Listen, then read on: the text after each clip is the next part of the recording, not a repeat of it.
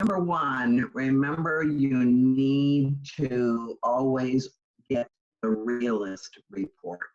Anytime you're even beginning to talk or meet with any kind of a seller about anything, you're going to want the realist report. And that's going to show you when they bought it, how much they paid for it. Sometimes it actually gives you some really good mortgage information too about how much they may owe on it. Okay. Secondly, we want to be able to check the actual county records.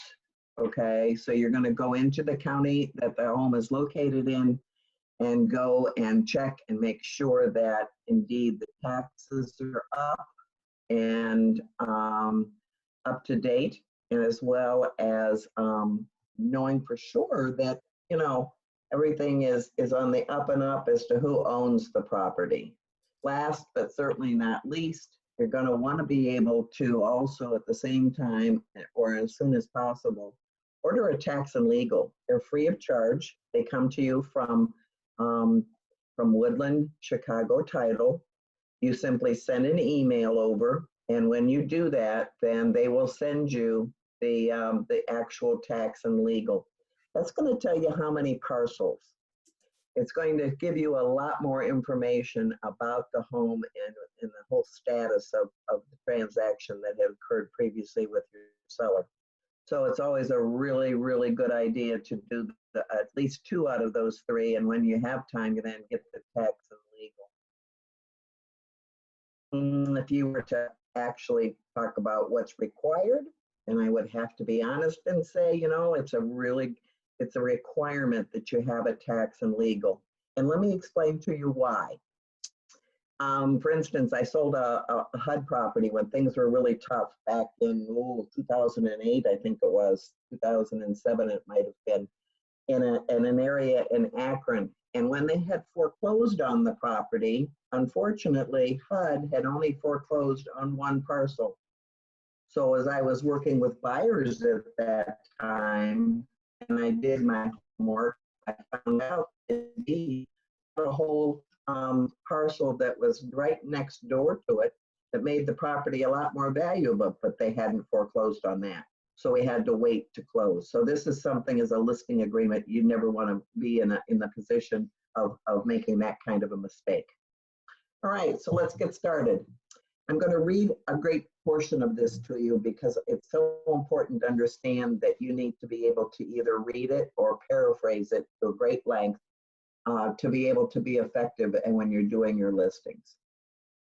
The other point I wanted to make too was to say the more time that you spend on comparables, on actually going through the process of working with the sellers on their actual accurate comparables, the more explanation and the more pictures of the inside of those comparables that you show them, the less argument you'll have on actually going through the process of setting the right price. Okay?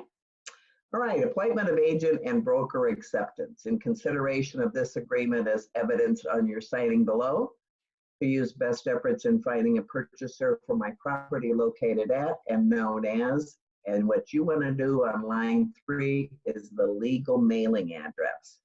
Not always do we know exactly what that legal mailing address. Many areas may be located in Bath, as an example, in Summit County, but their legal mailing address is Akron 44333.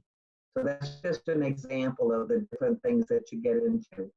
Legal mailing address. The undersigned owner or owners, herein referred to as seller, whether one or more, hereby grants to the broker the exclusive right to sell the property commencing on. And this is where you're going to have your start date. Now, there's a few things you need to know about line 5. I think one of the most important things is to realize that from the time that this starts, you really only have 48 hours with which to get this into the MLS. So we want to make sure that we're putting an accurate date down when we are preparing the paperwork in .loop and making sure that it's going to correspond to what the picture's being taken. Never ever, in my opinion, would you ever put a listing into the multiple listing system until you have all of the pictures. It's kind of like shooting yourself in the foot because those are pictures, especially if they're taken by a professional photographer, will make all the difference in the world as to not only how quickly it sells, but how much money the seller gets out of it. And the more seller earns, the happier they are with you, right? Okay. And then ending at midnight on. Now, what I recommend to you is not 6 months. And here's why. And I know that many of your sales managers will tell you 6 months minimum. But here's, in order to be competitive in today's world, we have some companies out there that are actually taking a year's listing. And how they explain that to a seller, I have no idea, okay? But I know that most of our sales managers are saying 6 months. My recommendation is I like 4, but I will take 3. And that's exactly how I say it to the seller. Why do I do that? I found out after 20 years of experience that it's going to be a love-hate relationship after 3 months, especially in this market, okay? We need to make sure that we're pricing it right, that it's in good condition to the best of our ability. But we can always extend this listing agreement, okay? And sometimes it's better, you will find that if you have an out just as much as the seller has an out, if things aren't going well. Entirely up to you. You're an independent contractor, but on the other hand, that's what my recommendation is. So if we were going to start it today, May 12th, 2020, and end, then I could theoretically say that, let's see, we have part of May, June, July, August, and then I would make it August 12th, 2020. For the sum of, and then this is where you're going to put the price in that the seller has agreed to. And let me caution you about something. You know, it's very easy to go into the MLS and see all these properties listed at $149.9, $249.9, whatever the price may be, and they want to make it $249.9. Well, agents, I have a recommendation for you. Think about this for a minute. Think about how people look online. If they're searching from, let's say, 100 to 150, then they're going to see your listing at 149.9. But if they're looking at 150 through 175, they're not going to see your listing at 149.9, are they? So think about this. Things have changed, and not every agent is thinking about how buyers really look online. So if I were going out to list a property today, I would highly, highly recommend that we use indeed figures that are rounded off so that we really have an opportunity to really be getting the full value out of our listing in the MLS, okay? Having a bad hair day. All right. So at 150, everybody's going to see you from 125 to 150, from 150 to 175. And I always say to the sellers, you do want people with more money to spend to be able to see your listing, right? Okay. Now, obviously, folks, if it's a 145 or something like that, then it makes no difference for the most part. But I do want to recommend that you think about how buyers look online. Number 7, broker's fee. Seller hereby agrees to pay the broker a sales fee of, and again, this is up to you, but we can never, ever list below 6 and 4.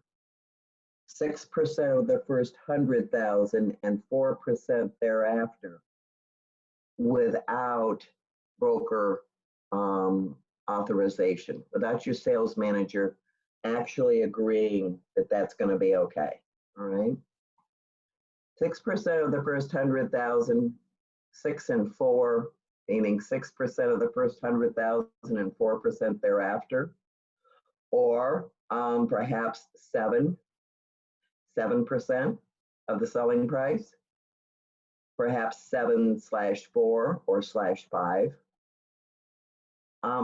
What you need to be very careful about is actually doing the math. If we have an opportunity today and we get through the whole agreement here and we have a little time left over, what I would like to do is to show you exactly how you could actually make more money and still give your seller the opportunity to actually be spending as much commission-wise as they would as if you listed at a lower percentage.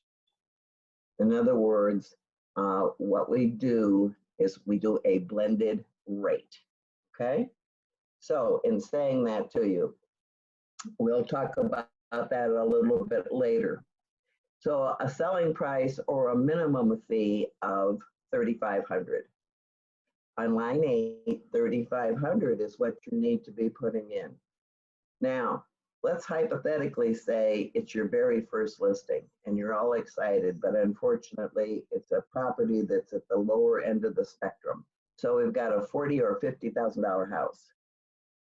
Well, at 50,000 times 6%, okay, that's $3,000. So what we would do is we would change lines 7 and 8 to read a flat fee of $3,500.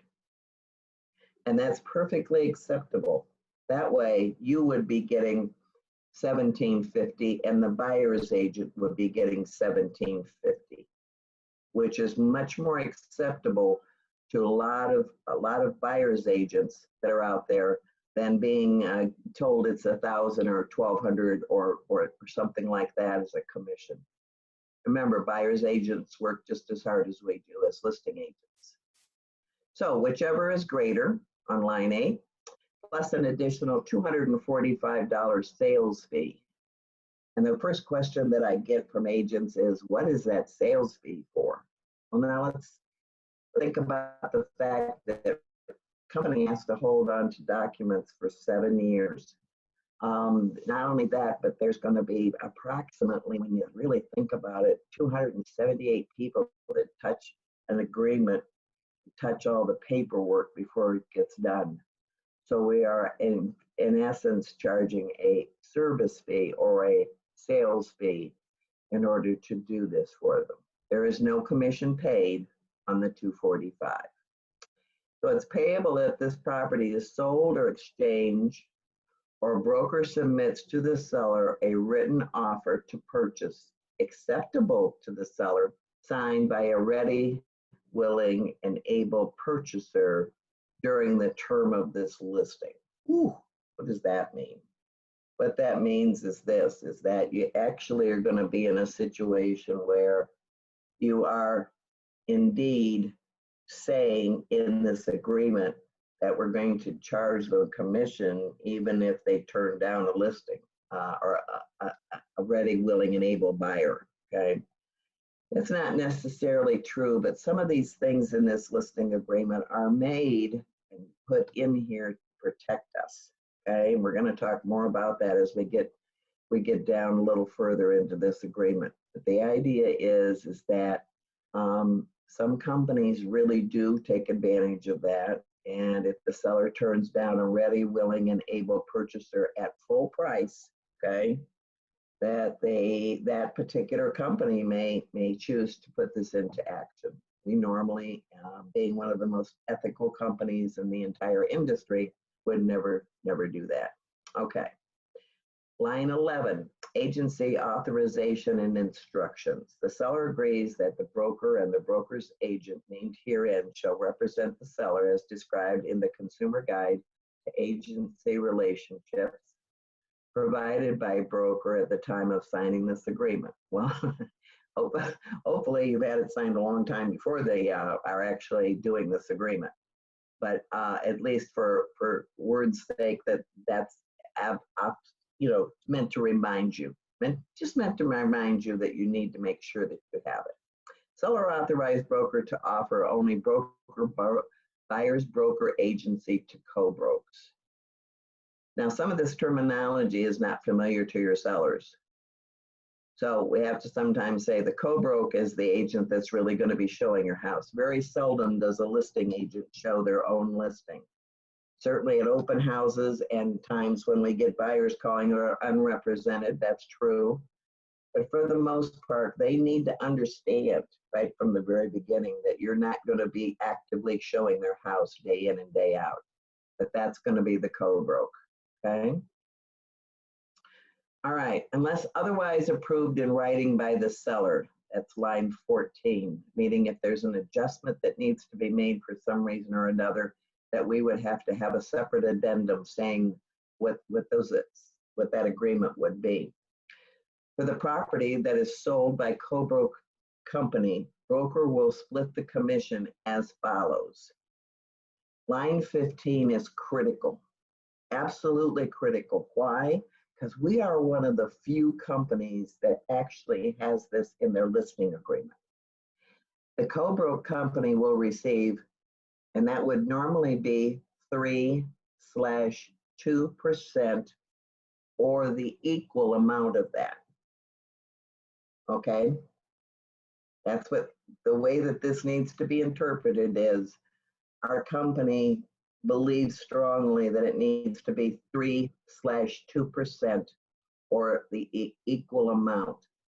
So if you were taking a $400,000 listing and you wanted to share it with the co-broke at 2.5, you would calculate it out at 2.5 and at 3/2 and decide which one is going to be the greater amount. This is really, really important for you to explain to your sellers. Not only are we one of the few companies that shows this on the listing agreement, but beyond that, what sellers don't understand when they're dealing with discount brokerages is that when that discount brokerage that may be offered the listing at 5% or whatever, okay, they're going to take 3 and give the buyer's agent 2%. That's like shooting your seller in the foot. You know, and I know, as buyer's agents, we are required by the Code of Ethics to always show every home. But if we have choices to make, which we normally do, and the buyer wants to see 4 homes, and your listing is at 3/2, they're going to show that home before they're going to show a home that only brings them in 2%. So explain that to your sellers. It makes a huge difference because many companies don't go through that process of explaining how this really, really works. All right, to finish line 15, it says of the sales price or, and again, that could be flat fee, but normally you just leave it with either a line drawn through it or write none. So because we've already established what the commission rate is going to be. So it only is going to apply in that particular case for a flat fee. Any questions? Go into your chat. Let us know if you're having questions, if I'm going too fast, too slow, whatever it is that you want to interject. This is a great time to do that. Okay? All right, let's slide down and let's talk about 16 through 23. Line 16, protection period. Seller agrees to refer to broker all real estate licensees, customers, or prospects who may contact the seller directly during the exclusive period or any extension thereof, and to promptly provide broker with all information relating to such inquiries. Why is that in there?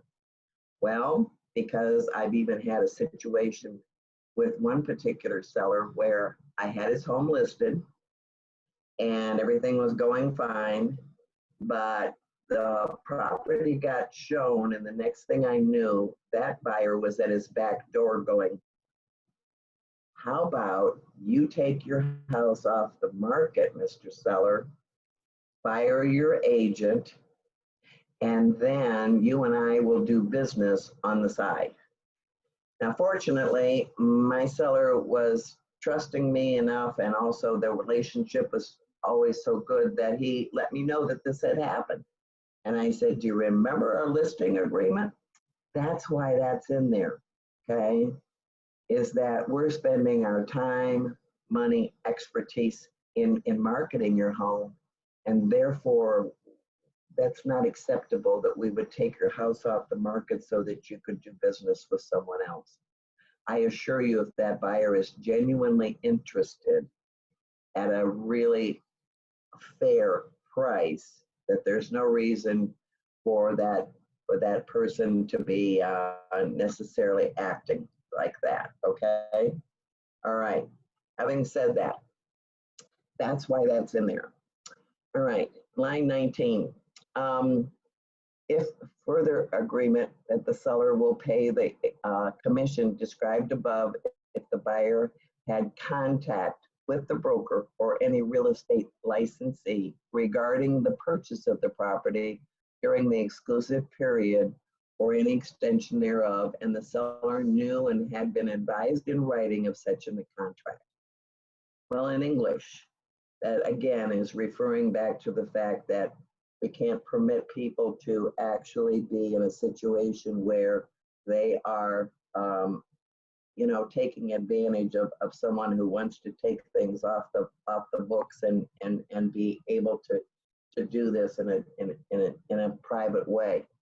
The other thing that happens too is that in essence, we're in a situation where we're going to be actually making sure that if we had shown a buyer the property and we expire, we're past our listing agreement period, that indeed that's what's going to happen, is that we've shown the property and just because the exclusive right to sell has expired doesn't mean that we aren't entitled to an agreement on how much we are going to get paid for commission.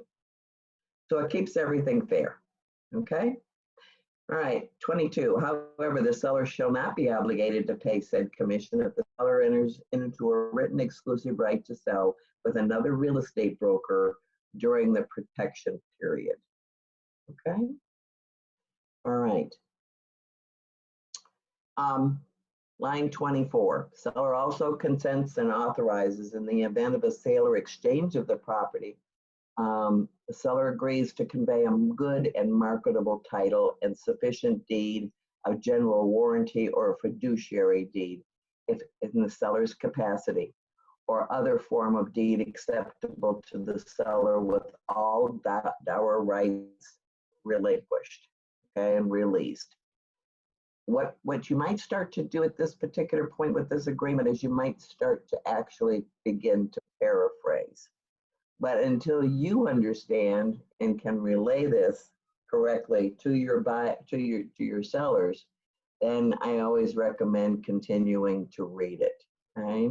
So we have to have a good and marketable title with all dower rights willing to be released. This means that if we are in a situation whereby the seller is acquired the property through power of attorney, executrix, executor, any of those things, then we know for sure that that it actually is going to be a situation where we have, for all intents and purposes, made sure that there's no divorce going on, that there's appropriate paperwork to supply information relative to who the true owner is and who has the right to sell the property. Line 28B, pay for the title search and 1/2 the premium of the owner's policy of title insurance. This is where you need to know a little bit more maybe than your competitors out there, and being able to explain why is the title insurance important and how much does it cost the seller. It used to be a long time ago that the mortgage company worked through all of these details with sellers and buyers ahead of time, and they knew what to expect. But in today's world, that doesn't happen. Even with the buyers knowing what their fees are, this is a situation where they don't really get that information until they have a fully executed contract. And by then, they are overwhelmed with the amount of information that they're getting. So if you want to be able to figure this out, pay for the title search and 1/2 the premium of the owner's policy of title insurance. That's $3 per thousand. That's how you would calculate it. And in most cases, until you get to the real high-end luxury homes, it's going to be fine. $3, okay? Issued in the amount of the purchase price and ensuring title, except for allowable exceptions appearing in the purchase agreement and or other such other title evidence that is agreed in writing by the purchaser and the seller. So the exception there that they're referring to is when the seller is paying the buyer's closing costs. Okay, that's what that means. Number 31, seller warrants the property conforms to all provisions of all applicable zoning ordinances and building codes, and that no citations or notices of violation relating to the property have been received by the seller. This is really critical for especially Cuyahoga County, where we have point of sale inspections. So it's of value to you to remind those people that if they've been trying to get their point of sale done ahead of time, that they've received any notices of any violations, that indeed we need to be able to know that up front and have it as part of what is disclosed. Seller agrees to cause at seller's expense, if any, the property to be in compliance with all applicable zoning ordinances, health department, EPA regulations, building codes, point of sale ordinances. That says the seller's responsible, doesn't it? Unless it's agreed elsewhere in your agreement at the time of someone purchasing it, that remains the expense of the seller. All right, to complete line 35, all sale ordinances at the time that the title is to the property is to be transferred. Line number 36.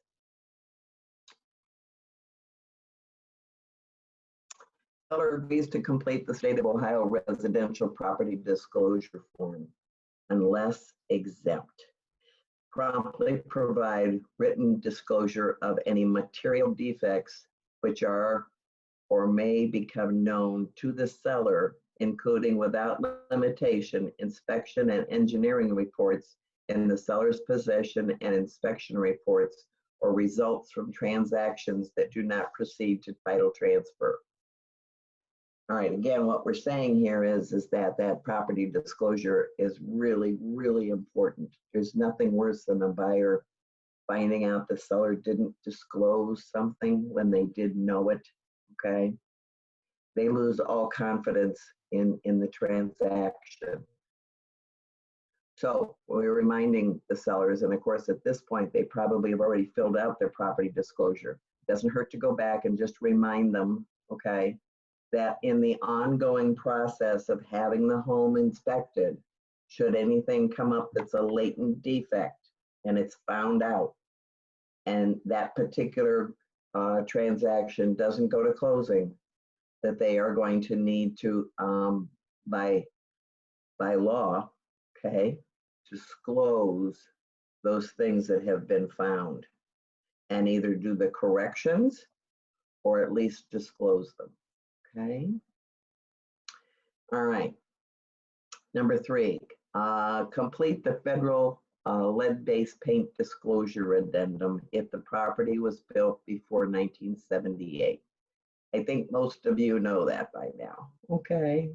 I know the state pays a lot of attention to that. So the only thing we have to remember is the lead-based paint is federal. The property disclosure is a state required form. So on your bank properties, don't be asking, don't be asking for a residential property disclosure, or a little sign comes up on your forehead saying, I'm new, okay? And I can't believe the number of agents in today's world that are sending over their consumer guides when they're making an offer on our listings. It's totally surprising to me. what people are sending to the listing agents. We have a listing checklist, and I also have for you at any time that you need it, whether you're in coaching or not, a complete list of what we do send, not only to the other agent, but also, of course, what we need to send to the title company and what to upload and make sure that we have sent to our own company. So if I can be of any help in that regard, please let me know. Number 40, on line 40, then continues to say, provide copies of the sex offender notices received from the local sheriff's office pursuant to the Ohio Sex Offender Notification Law. That's Megan's law.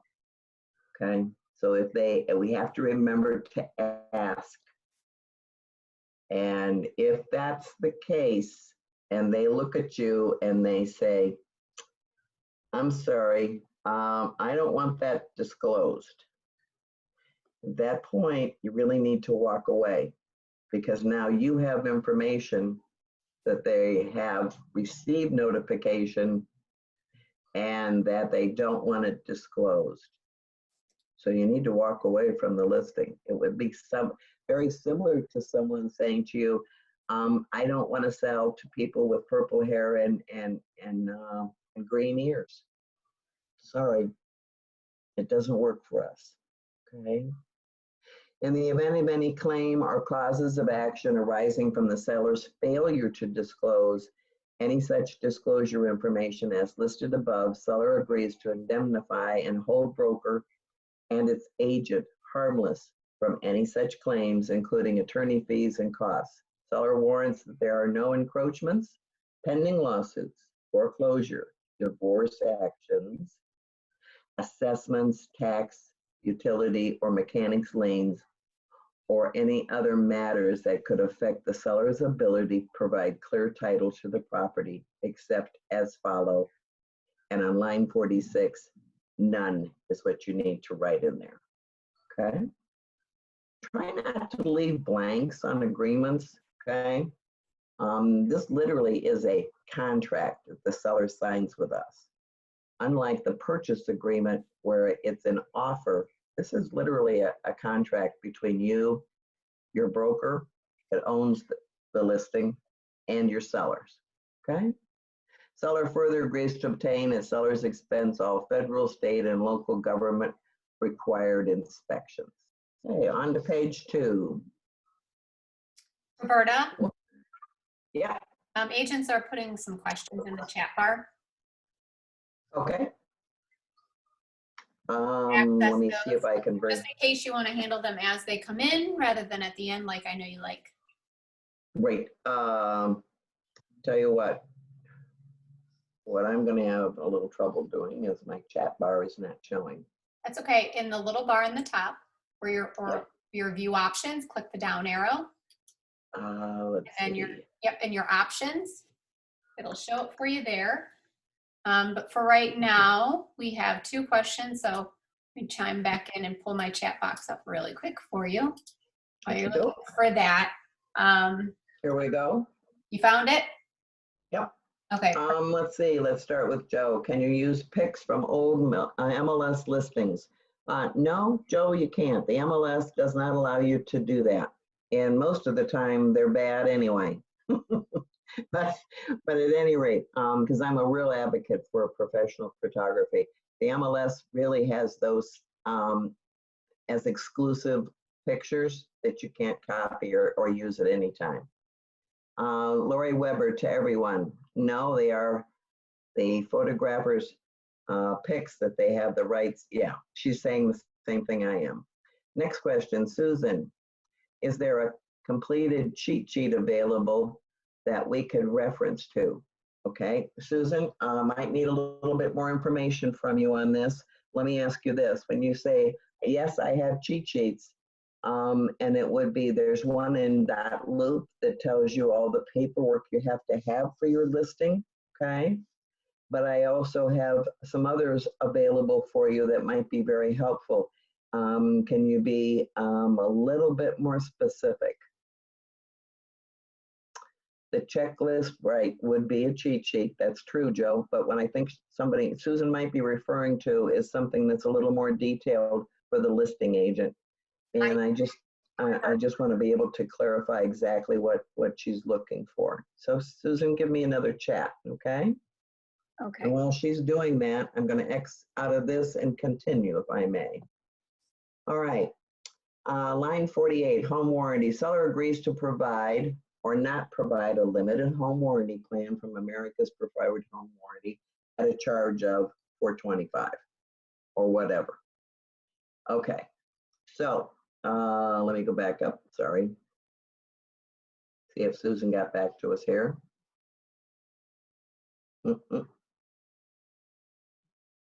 Okay. Ian has a question. I think she means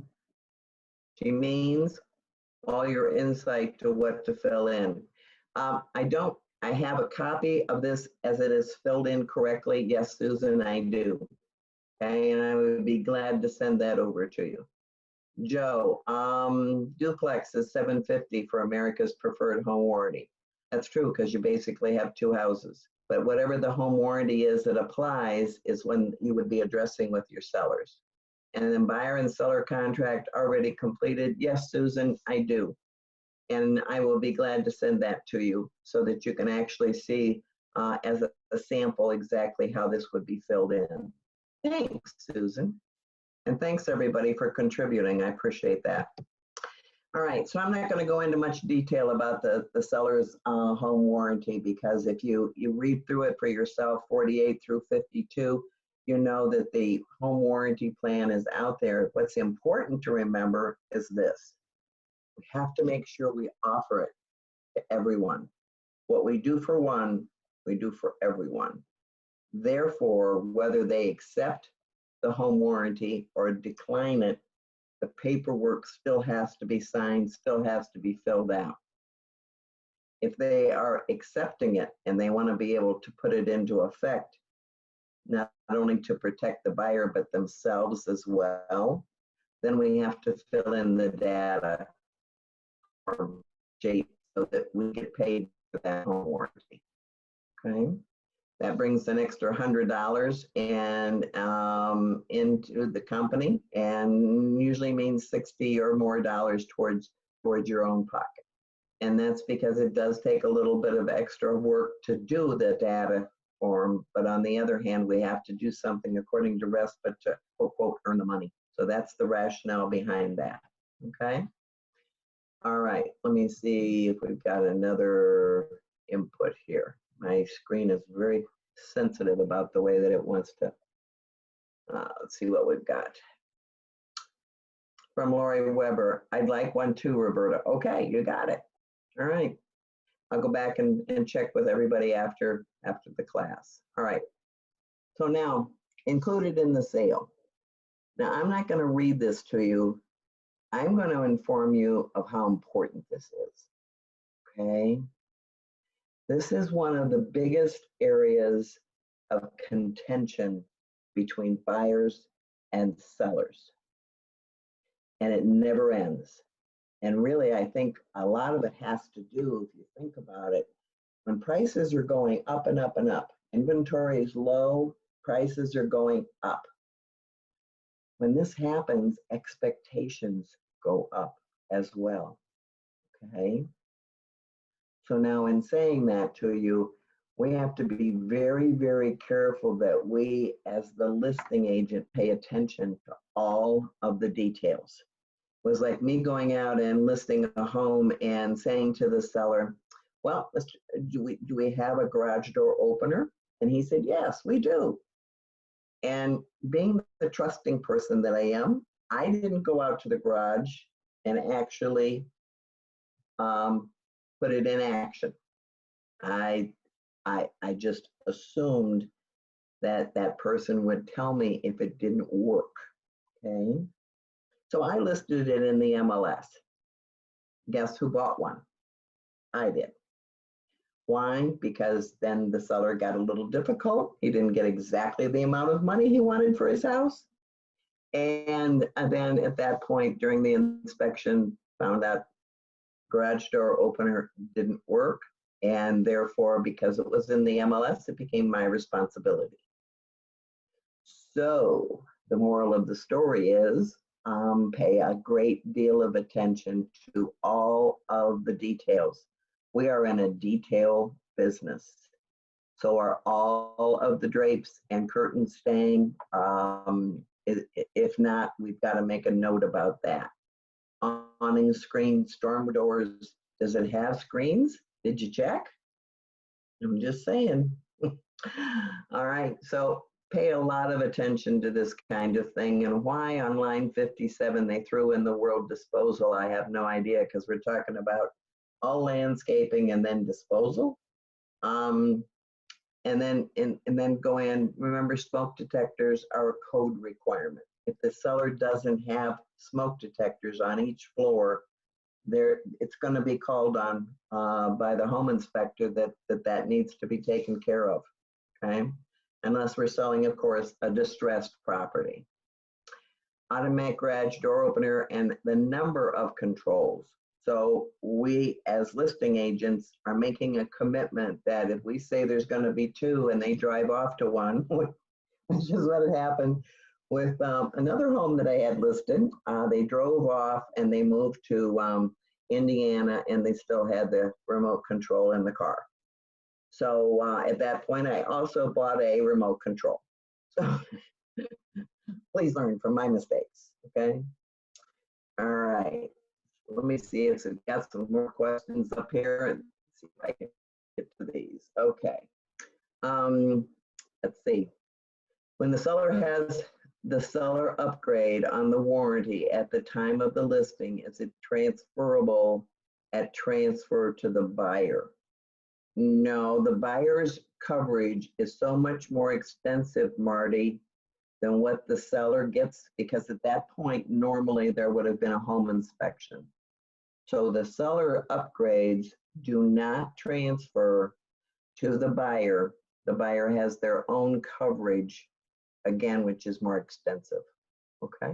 All right. Thanks, Marty. All right. So any questions about what's included in the sale? What I want you to do on line 59 is this. I want you to write in refrigerator, or better yet, let's do this. Line 59, all appliances currently in use and located in the kitchen.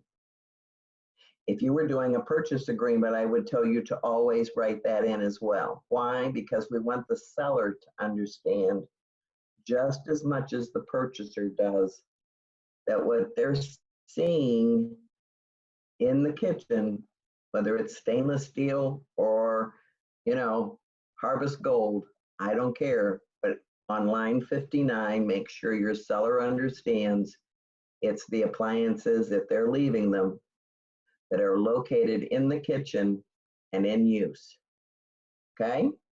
It'll protect you from a lot of headaches. All right, having said that, line 61, what's not included? Well, how about all those TVs that are hanging on the wall, okay? It's a reasonable understanding at this point. Those TVs are not included, but let's be thorough. Make sure you put it in there. The TVs are excluded, and are the brackets. And if the brackets are going to be removed, because some of those are 100 and 150 bucks a piece. So if the brackets are going, then the seller needs to be explained that those holes that the bracket leaves in the wall need to be patched. Doesn't have to be painted, has to be patched, okay? Washers and dryers, this is always a big issue with people, making sure that we understand. Now, just like on the purchase agreement, when it comes to things like the seller says, you know what, at the right price, I will leave my riding lawnmower, or I will leave the swing set in the backyard, or I will do whatever, okay? Then we need to have some idea of those things being included in the listing that would then transfer over to the buyer. They wouldn't be included in the purchase agreement, remember, because they're chattels. And there's no way that the appraiser can give value to TVs, brackets, swing sets, riding lawnmowers, or any of those things. So that's going to be a separate agreement that no one's going to see, that's done strictly between buyers and sellers. Does that make sense? Okay. Couple more questions. Let's see. Michelle wants to know, doesn't MLS say deemed reliable but not guaranteed? That's what the MLS says on the bottom of the printout for every single MLS printout, which then means that the buyer's agent needs to take on the responsibility of what needs to be checked. And that's relevant to more things like zoning ordinances, point of sale, all of those kinds of things. It doesn't necessarily mean that the buyer's agent can be held responsible for what is included in the sale or not included in the sale, and those kinds of things that become personal issues between buyers and sellers. The other thing too, Michelle, that's a very good question. And what this means is at the full price offer, if we were to receive a full price offer, the things that are on and included in the MLS would then be expected to be transferred. If it's less than a full price offer, that does not commit the seller to leaving the things that are quote, quote, currently in the MLS. So that's another point to be aware of. And then Anne says, do you like to cross off items not on the property or leave alone, or just put it in the, or just don't put it in the MLS? I personally like to cross it off, and the reason why is it clarifies. And anything that you can do as a listing agent, okay, to help clarify is going to be really, really important. Those are both really good questions, folks. Thank you. All right. So now we've handled televisions and all kinds of things. So let me scroll down a little bit further here and we'll get into the multiple listings, 63 through 71. You want to be able to read this and understand it, but then you have to have some dialogue that goes along with this. Have you ever thought about the fact that sellers don't know what to expect on showings? This is the perfect opportunity to explain to them how this works, okay? Number one rule, Mr. and Mrs. Seller, under no circumstance would you ever let anyone into your home that you have not received notification of, either from the showing service or myself or my company. So if anyone comes to your door and knocks on the door, says, oh, we're just here for a day, don't feel like we want to impose or we have to worry about how your house looks. The buyer's got to make a decision today. They're from out of town. Can't we please get into your house? No. No, you can't.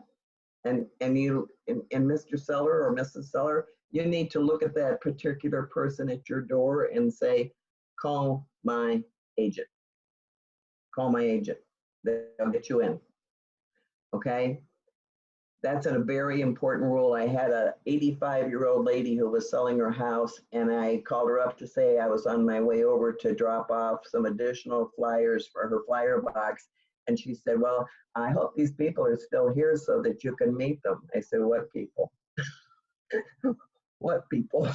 She said, well, there's 5 people here that are looking at the house right now because they're from out of town and they got to make a decision. I said, I'll be right there. So apparently it doesn't always sink in when you say those things, okay? But just to be aware that those things happen, okay? So talk to them about the signs, the access, the authorization. Talk to them about how they need to leave the house 15 minutes before the showing and not come back until 15 minutes after the showing, okay? That indeed, that would be an expectation, that all the lights would be turned on, okay? That any doors that they want locked should be locked. And making sure the windows are locked. Is all medication put away? Are they taking it with them, or are they locking it up somewhere? But medications, okay, personal mail, okay. In today's world, we have to really be very specific about 63 through 71 about making sure they understand that their pictures are everywhere, especially if it's vacant. We never advertise in the MLS that the property is vacant. It's always easy to show, okay? Easy to show.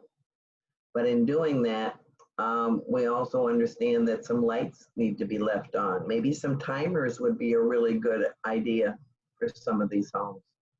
So begin to explain to your seller step by step really what's going to happen with this. 73 2 through 78.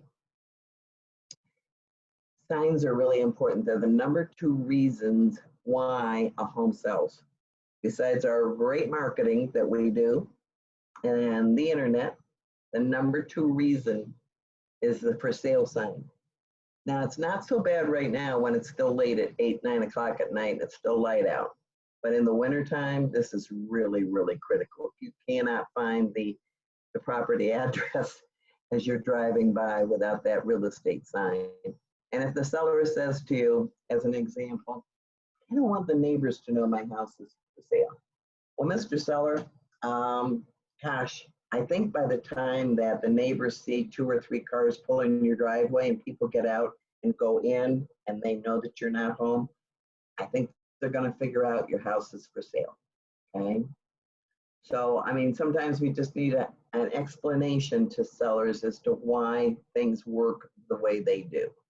You don't need to fill in line 78 unless you have an alternate access. In other words, for instance, the garage code, that they've agreed to let people know what their garage code is to get into the house. And now with the key entries that are on so many homes, you press in the number, okay, and the door unlocks. There's no need for a lockbox, or is there? How many people do you want to have access to your electronic key number? Think about that, folks. This is a real issue in today's world with these key entries that are literally something that we as real estate agents shouldn't be giving out or using. The same thing with garage codes. Not a good idea, okay? All right, having said that, you'll make up your own mind with your sellers. Okay, fair housing. We cannot and will not discriminate for any reason. Mr. and Mrs. Seller, if you have a problem with that, I need to know it. Simple enough. We cannot and will not discriminate for any reason. I hope you're comfortable with that. Okay. All right, paraphrasing some more, line 88 through 92. Obligations of the seller, certification of authority. The obligations of the seller herein are joint and severable obligations of each person signing this agreement as the seller. This brings to mind that if there is dower rights, if there is a situation where a number of people are going to benefit from the sale of this home, whoever is involved in the sale of this home, they need to sign the listing agreement. We can't pretend they're not out there. We can't pretend that we don't know. It would be great, but no, we can't do that. So anytime that anybody is entitled to share in the profits, you know, we need to make sure that we understand clearly what the legal relationship is. Power of attorney, executor, executrix, the female version. Okay. It could be a number, a trustee, LLCs. If the seller is an LLC, then the actual agreement to list the property, remember, is going to be written like this. The Rinehart Corporation, LLC by Roberta Rinehart. So we need to know the name of the company, the LLC. Okay. Joe Hinkle's Construction Company, comma, LLC by Joe Hinkle. Well, and it would be Joseph, wouldn't it? We only use legal names only. And we'd have to know whether Joe Hinkle is going to use, Joseph Hinkle is going to use his middle initial or not. Because all of these, as they are signing off on these things, all need to match, or you're going to have an issue. We don't want any issues. Issues are not good. Okay. Having said that, page 3, whoops, page 3. All right. Any other terms and addenda? This is where you would write in COVID-19. You would put in the any of the addenda that are suddenly required by either the state or your brokers. This, as line 93 and 94, is where you would put them in, okay?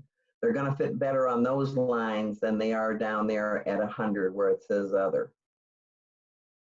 So anything that needs to be attached needs to be part of this agreement. This is where it would go. Any questions on that?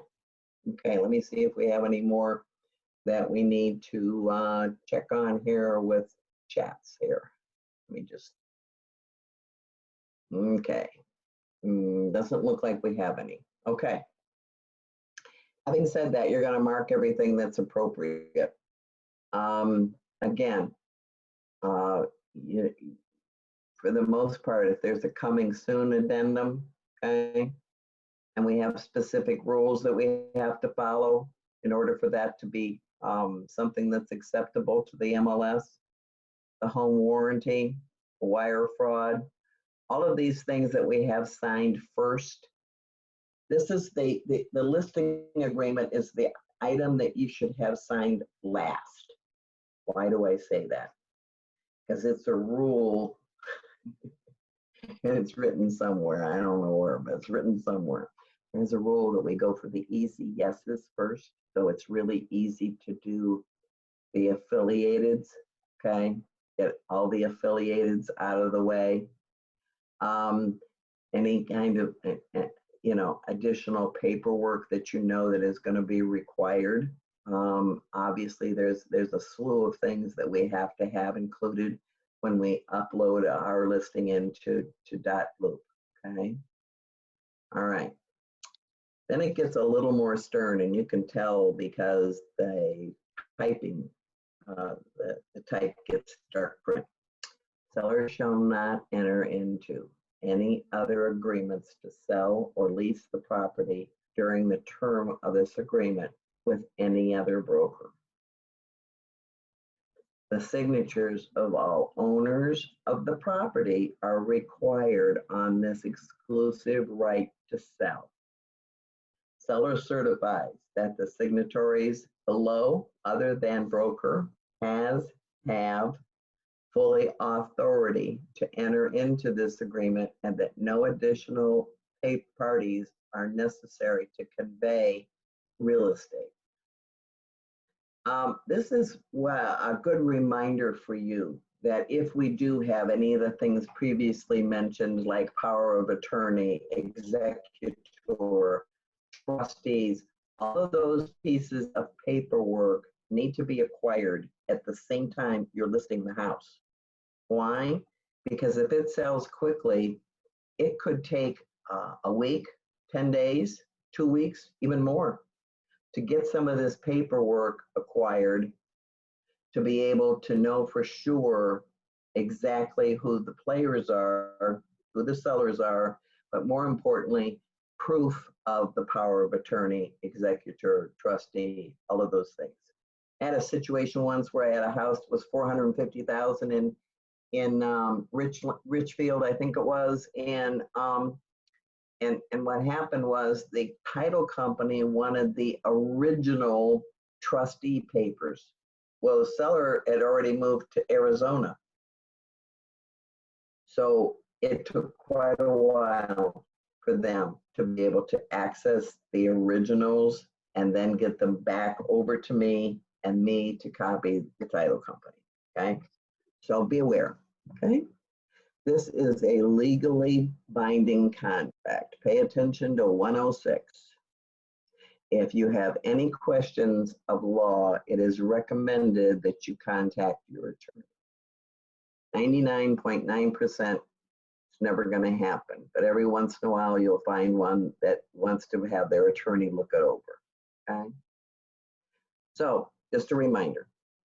And then of course the seller's signatures and the seller's printed name. It's a little confusing on this because the printed name is below the seller's signature, then the printed name, and then the print name down here. So if there's more than one, you may actually, or I should say, if there's more than two, you may actually have to do an addendum or find some room on here to add people, and you can do that through dot loop, okay?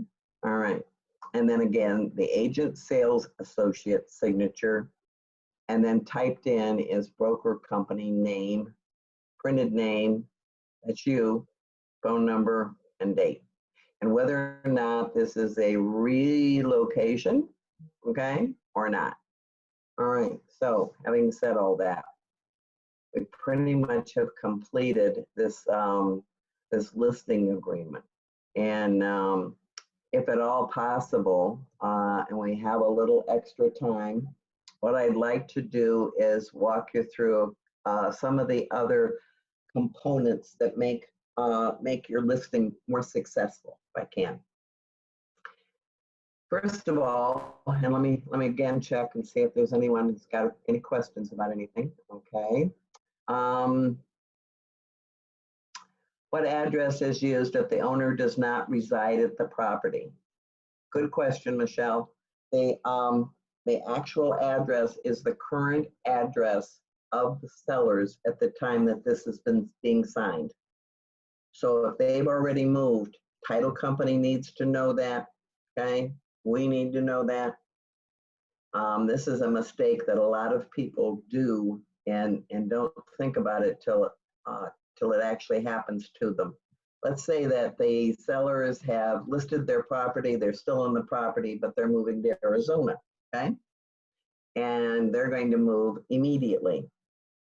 If that's the case, they would use their address in Arizona so that the title company, when they need the deed signed and all the paperwork executed, would know that they need to be able to overnight everything to those sellers.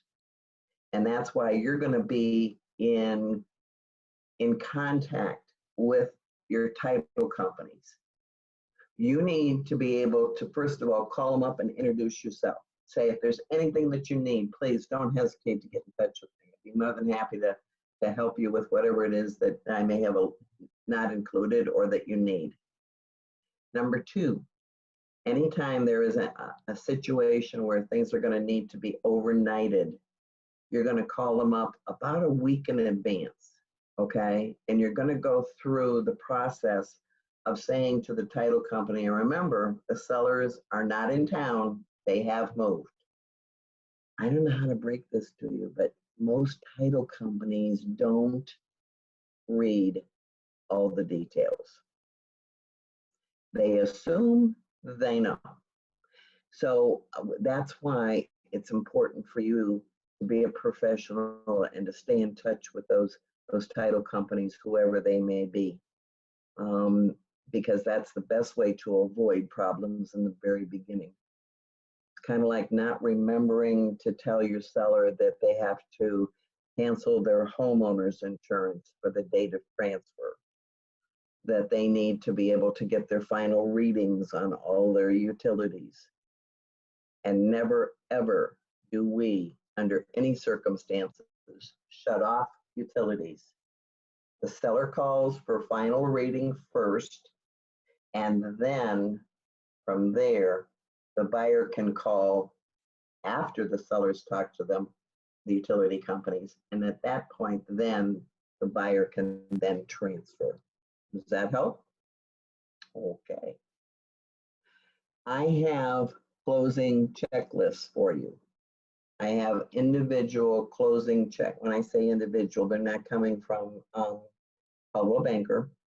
They're coming from me as a coach.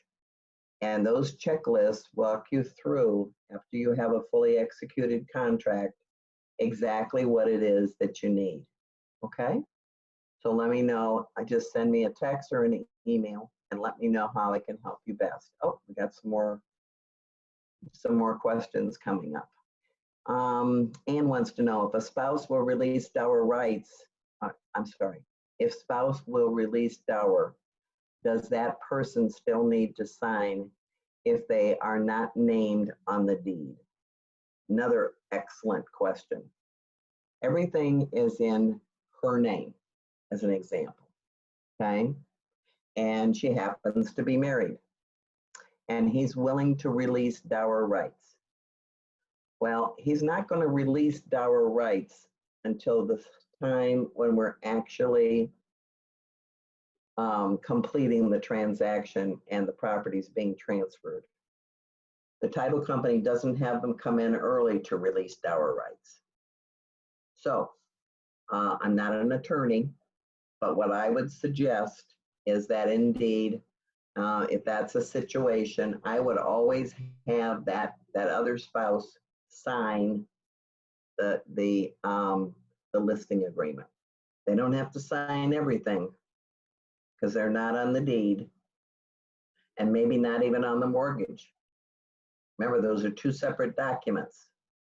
So, but I definitely feel as though the commitment that spouse needs to make needs to be verified by us as having them sign the listing agreement. Okay. Michelle, what address is to be used? Okay, we got that one already. You're quite welcome. All right.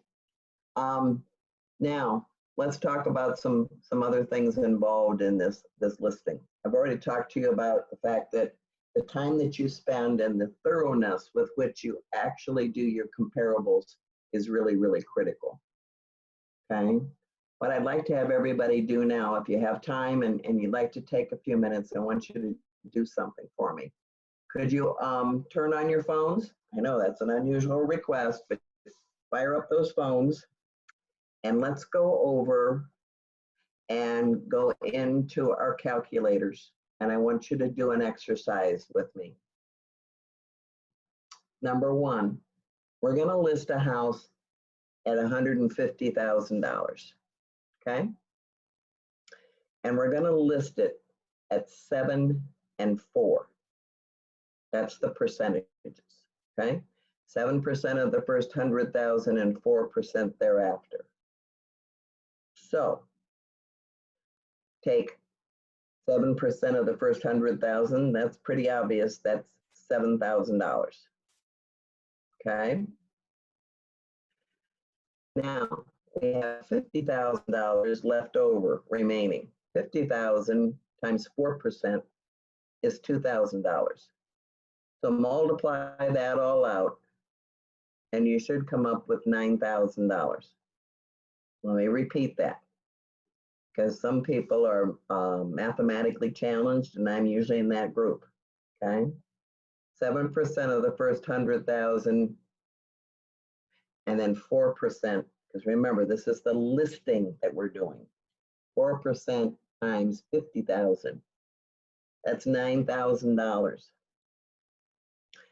Now I want you to take the $9,000 and divide it by 150,000. All the zeros. 9,000 divided by 150,000 and see what you get. Meanwhile, I'll check. I think we have some more questions.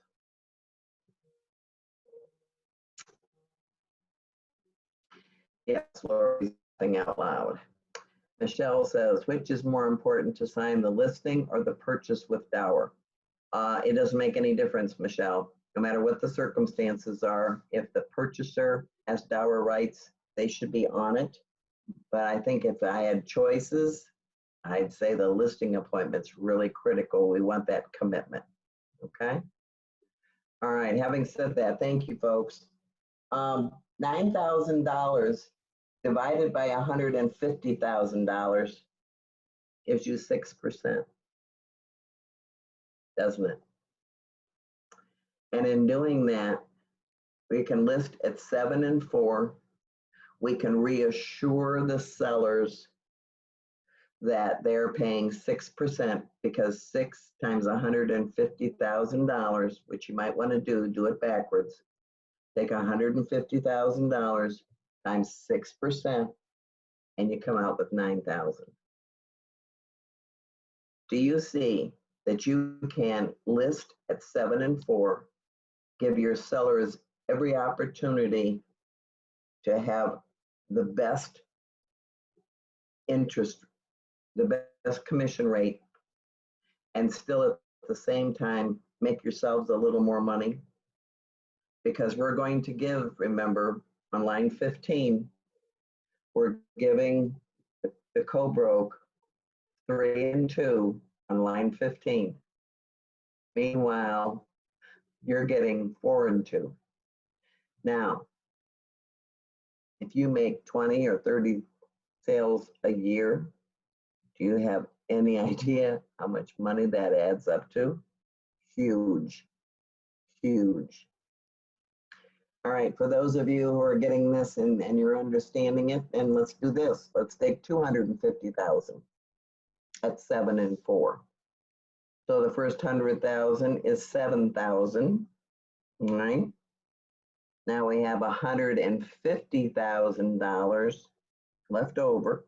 That's the remaining. Times 4 is how much? And if you can figure that out, that would be great. Okay. And saying that to you, $150,000 times 4% is $6,000. So 7,000 plus 6,000 is a total of $13,000 worth of commission, isn't it? And $13,000, okay? $13,000 divided by $250,000 equals 5.2%. Now, agents, just because you might be new or fairly new or a little uncomfortable about discussing commission with your sellers, can you imagine going in and being so competitive, having done your homework, that you're offering your seller at $250,000 the opportunity to list with you for 5.2%. The very first thing they're going to do is run next door to the neighbors and say, guess what? I just listed my house to sell for 5.2%. They're so excited. They got such a deal. They are such great negotiators. Then we just have to remind them that the reason on the listing agreement that we're putting 7 and 4 is because of line 15. We promise to always show what the buyer's agent, the co-broke, is going to get, and they're still getting 3 and 2. They're still getting 3 and 2. We just have to show it on the line 7 as 7/4. So a reminder, please do your math.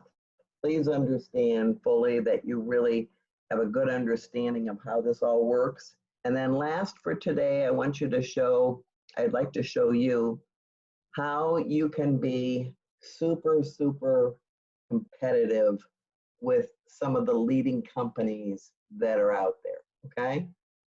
So in other words, whoops. Sorry about that. I was trying to get in, see if there's any questions, okay? Let me go back up. Okay. Sometimes this wants to work and sometimes it doesn't want to work. Okay.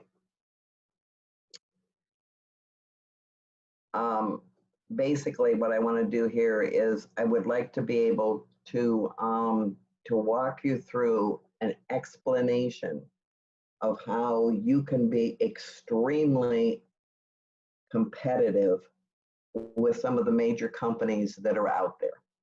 Okay? So when I say that, let's start with line 3, 5, 6, and then we'll come back down to 7 and 15. So here's how you would be setting up your competition, if you will. When you get to line 5, first of all, line 3, you have actually shown them and presented to them their tax and legal and said very, logically and legally correct. When you list your home, you need to have a copy of your tax and legal. You think your competition's always doing that? I'm here to tell you they aren't, okay? Number 5, unlike many companies, Mr. and Mrs. Seller, we don't take a year's listing. I'm not even sure how they, in essence, actually explain that to anyone. But we don't take a year's listing. I want to make sure that you understand that I would prefer 4 months, but that I will take 3. You see the difference in just the way that we present this exclusive right to sell? That we, in essence, are backing up the fact that the seller has made an agreement to list with us rather than another company? That this would be really, really positive for you to be able to explain. So what I recommend is that we take and we highlight 3, 5, 6, 7, 8, and 15. And I would highlight it and I would include it in my presentation early in the presentation. So that I would be saying to them, should you choose to list with me, I'm going to provide you with, here's your tax and legal. I'm not going to take a year's listing like other companies do. So that's a huge advantage in listing with me, is that you're not overly committing yourself to work with someone and finding out that it may not be comfortable for you. We just don't take a year's listing. Number 6, we're going to help you price your home to be competitive, okay? We want you to know that I cannot, for any reason, Mr. and Mrs. Seller, come in and give you the comparative market analysis and somehow inflate this, or better yet, maybe for you to understand that I'm not going to buy your listing. I can't do that. My company doesn't allow me to buy your listing. What do I mean by that?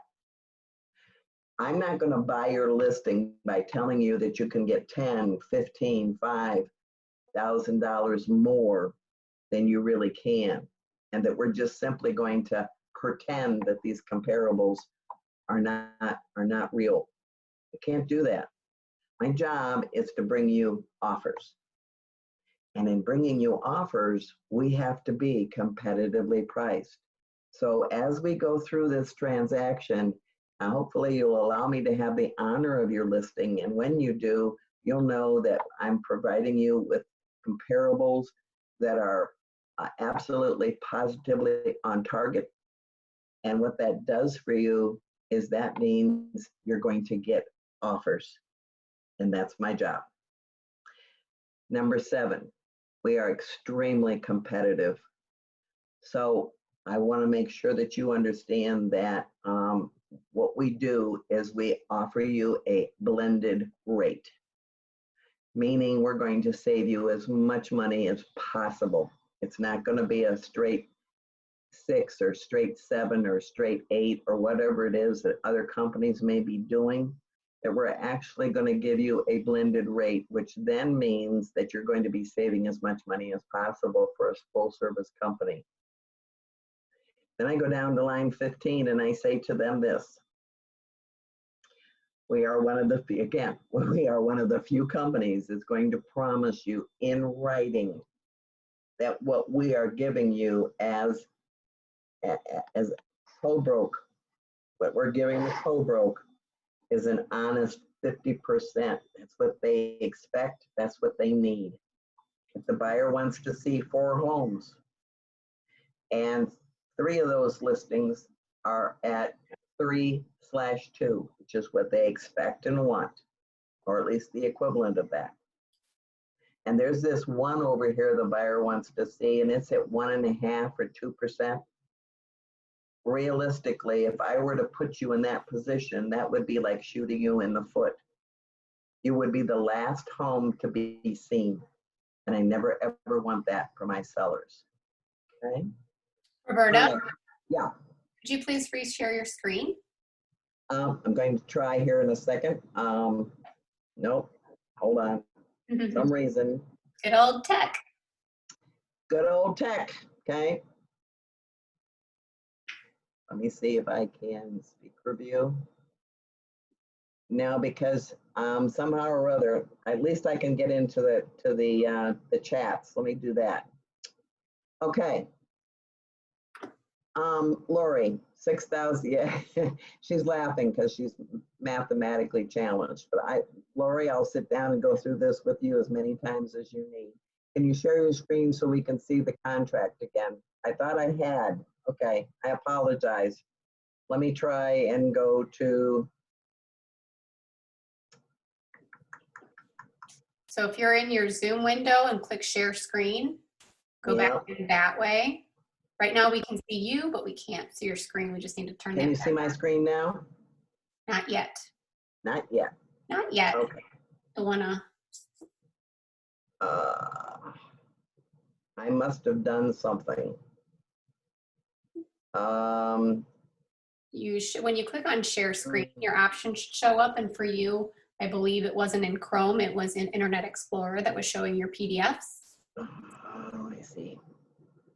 Well, I did try that a little bit earlier and that didn't seem to work. How about now? No. No. Okay. Let me try. Oh. If I join the meeting again, I think I'll lose everything here. No, that's okay. It really is just the screen share option. If you want to go ahead and continue, I can try to make you host, but that shouldn't have anything to do with it. But let's just continue. For anybody who's listening, if you wanted to pull up the agreements that she's referring to, you can pull them out of .loop and go through them line by line as she's doing it. Yeah, that's what I was going to suggest is if you go into .loop and grab it for yourselves and if you made the appropriate notes, that will really help. And in the meantime, really, to be honest with you, we're done. We've completed everything for today. I will always come back and notify you and let you know that one of the most important things you can do for your sellers is the seller expense form. Whether you have the title company do it for you, what I prefer after this much experience in working with people is I do my own. And again, I have a copy of that I would be more than happy to share with you in that's something that you need to fill out yourself and be able to explain to your sellers. But certainly for them to know and understand before they sign your exclusive right to sell listing agreement, that indeed they have a perfect example of exactly what their closing costs are going to be. Okay? All right. Elizabeth, any other questions that I haven't addressed?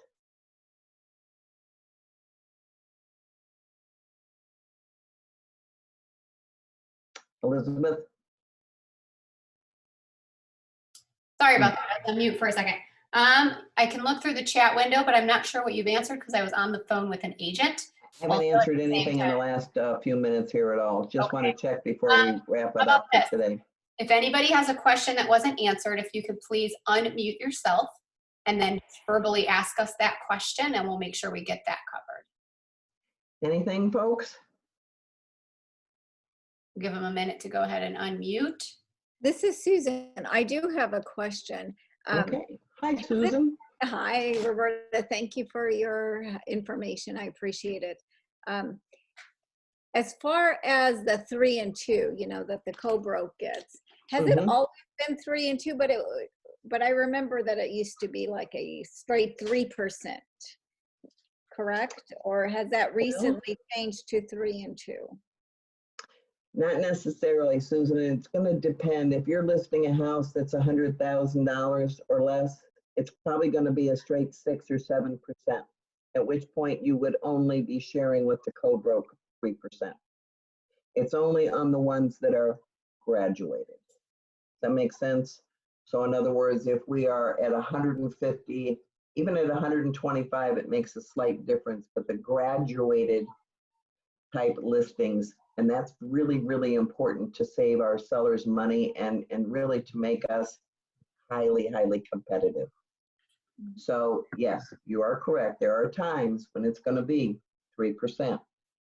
But anytime we are graduated, meaning we're selling for more than 100,000, then it should be 3 and 2 or the equivalent.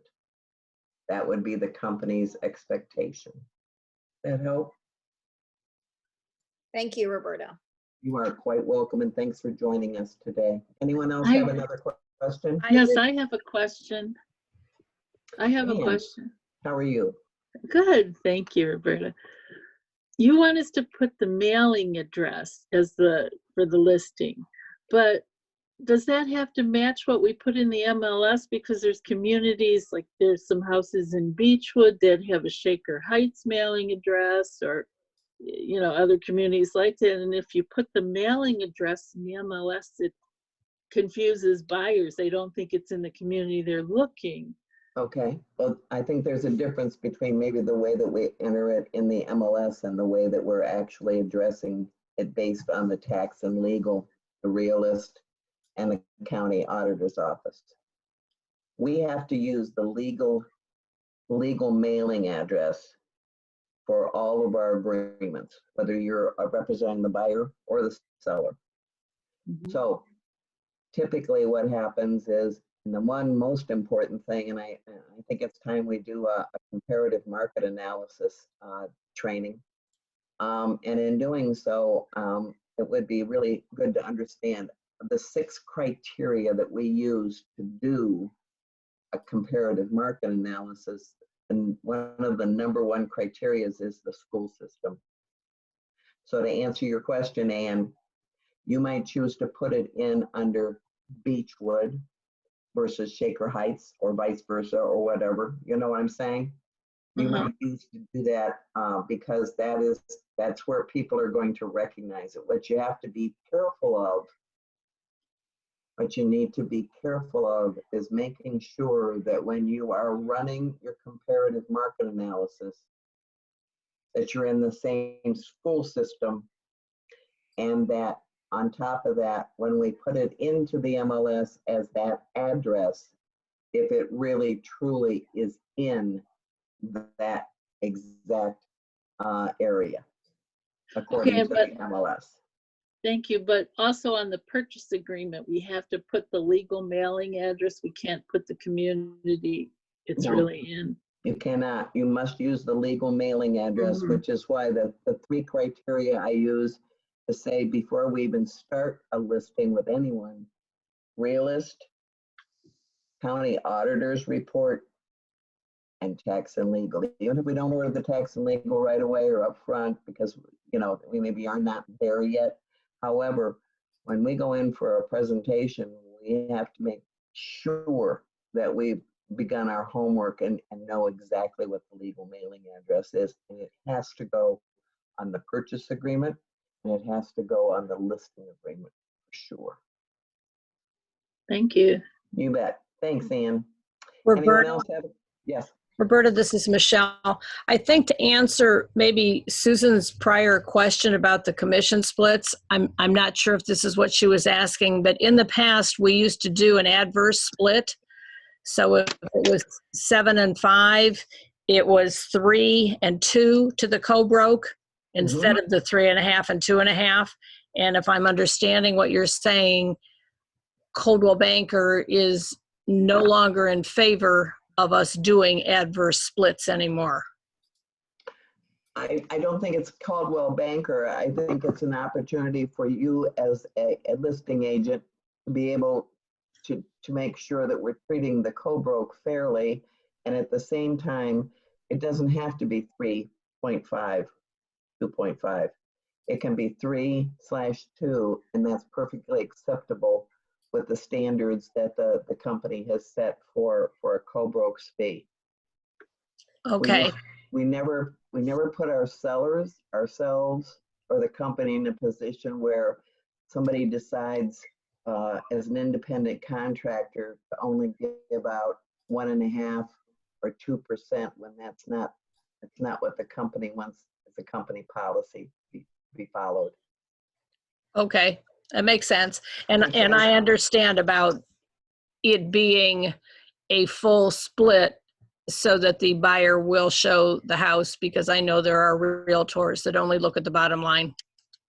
Unfortunately, that's very true. I mean, we're there to do the very best job we can for, depending on, of course, who we represent in the agency relationship. But it's very, very important that we do and service people the way that we want to be treated, and that's the company's philosophy as well. Right. I appreciate that input, Michelle. Thank you. Okay, thank you. Anyone else? Okay. Thank you so much for your time today. Very much appreciate you joining us, and I look forward to seeing you when we do the purchase agreement next week on Tuesday from 1 to 3. And that will take the full probably 2 hours, based on the fact that it's a lot of additional information. Have a good day, and thanks for joining us. Bye-bye. Thank you. Thank you. Thank you. Thank you.